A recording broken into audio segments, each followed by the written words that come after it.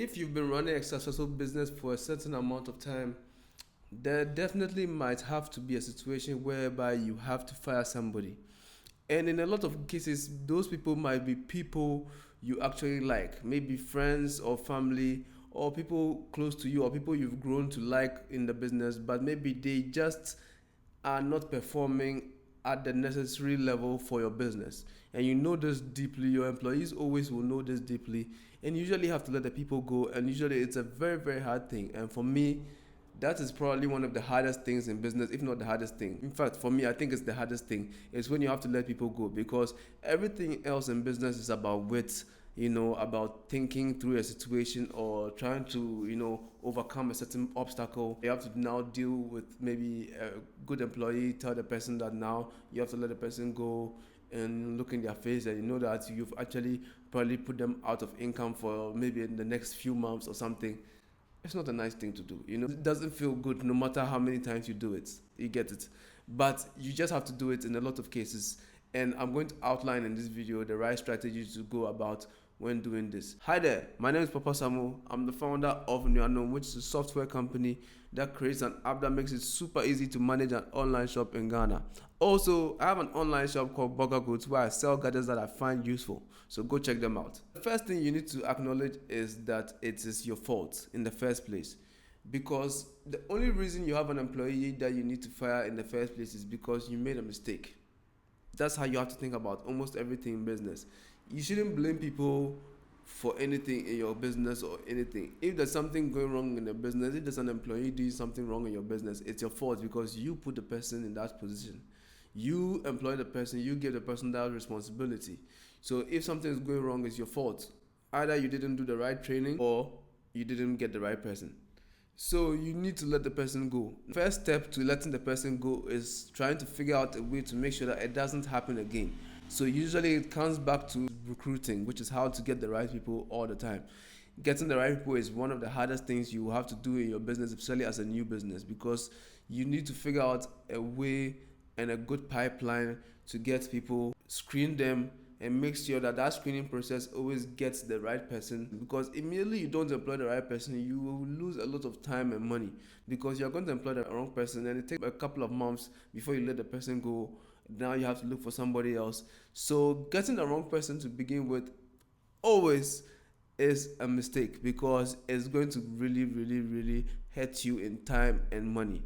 In some cases, if you fire the person and you think you can manage your business without recruiting anybody, you should actually do that for a while. Even though it might be a little more stressful to you, it might be more beneficial for your business. Most of the time, before you even get to the point whereby you have to fire the person should almost always have an idea that, yeah, they're not really performing well and you probably are going to get rid of them, because there are things usually called performance reviews that you should be doing often.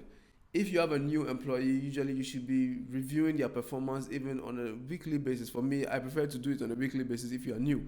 On a daily basis, for me, like me, I'm very hands-on with my approach to business. So on a daily basis, I like to know what is going on and what's going wrong. So if you had a wrong person, you quickly know within a few days to a few weeks, you should know that this is the right person or not. And the person should also know, because you should be communicating that to them often. You should train the people first of all, the necessary things you need to train them with, the basics of whatever they need to do. But usually when you're employing people, you're employing them for a specific role in some cases. In some cases, like if you're employing somebody to be doing marketing for you and you are not a marketing person, you usually have some milestones and things you want to hit and some targets, things you want to achieve in some period of time. And the person is not really pulling their weight and getting towards those milestones, you generally know, and you should be able to update the person regularly, like, yo, what's up with this, why isn't this ready by this time, why, like all those things. So the person should usually typically know ahead of time that they are not performing at the level that you expect. If you don't do these things, then that's why it comes back to it being your fault in the first place, because it means you're not running your business in an efficient and effective way.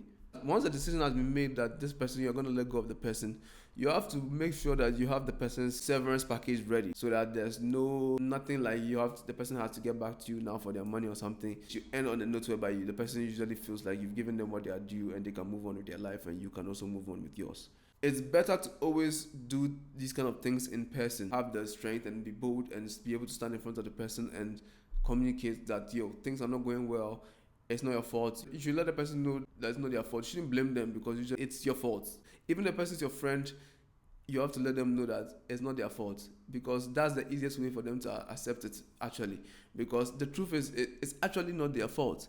If you went into business with the wrong friend, you should be able to say, oh bro, things didn't go well. Maybe we are good friends, but we are not good at business, or maybe this business is not good for us, the two of us. You have to be able to communicate this directly, let the person know that it's not about them, it's about the business surviving, and you have no ill malice feelings towards them.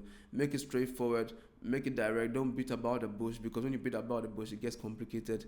Don't say too much, don't explain too much, and be prepared for the person to get upset and get mad at you and even scream at you or whatever, but you shouldn't react in any way. You should take it like, yo, cool, I deserve this because I brought this on myself. That's how you have to think about it. If you think the person is going to be aggressive, of course, you shouldn't do it in person. I don't think most of the time you're going to have aggressive people. The worst thing usually I've seen is that maybe the worst is somebody cries, which is not usually a bad thing. It's just that maybe they're overwhelmed by the situation or whatever. Because no matter who you are, being fired is not a beautiful feeling. Once that is done, you have to go back to the drawing board and fix your business, fix your processes, fix whatever is wrong with your company. I'll make another video in the future, show you how to build a recruiting pipeline, which is something which is very, very important for your business.